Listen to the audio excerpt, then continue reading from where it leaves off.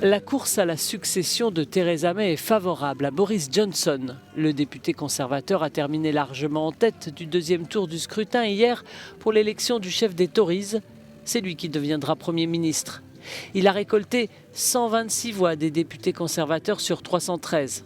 Un nouveau tour est prévu aujourd'hui et chaque fois le cercle des candidats se restreint. Il n'en restera que 4 en lice ce soir, puis 2 demain soir. Hier, les 5 candidats ont évoqué lors d'un débat télévisé la date de sortie du Brexit, fixée au 31 octobre. Rappelons que l'accord de retrait négocié par Theresa May à Bruxelles avait été rejeté 3 fois. Nous devons sortir de l'UE le 31 octobre, car sinon je crains que nous ne soyons confrontés à une perte de confiance catastrophique en politique. Les Britanniques en ont vraiment ras-le-bol.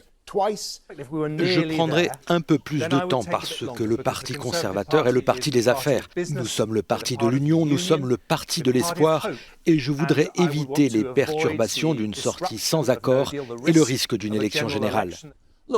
Si nous nous rendons compte que le 30 octobre, nous avons juste besoin de quelques jours de plus pour réussir le divorce, qui pourrait s'opposer à ce qu'on prenne 24 heures ou 48 heures de plus? L'une des erreurs commises jusqu'à présent est d'avoir été flexible sur la date de sortie. Si vous n'avez pas de deadline, vous ne focalisez pas les esprits et cela inclut également ceux de nos amis européens. Nous devons donc définir une date et nous devons nous y tenir.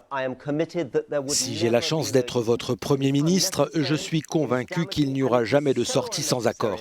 C'est inutile et c'est dommageable. Le fougueux Boris Johnson doit présenter un visage plus calme s'il veut gagner et s'y emploie. Mais il a sûrement aussi à l'esprit que dans l'histoire du Parti conservateur, le favori pour la place de leader des Tories ne l'a jamais emporté.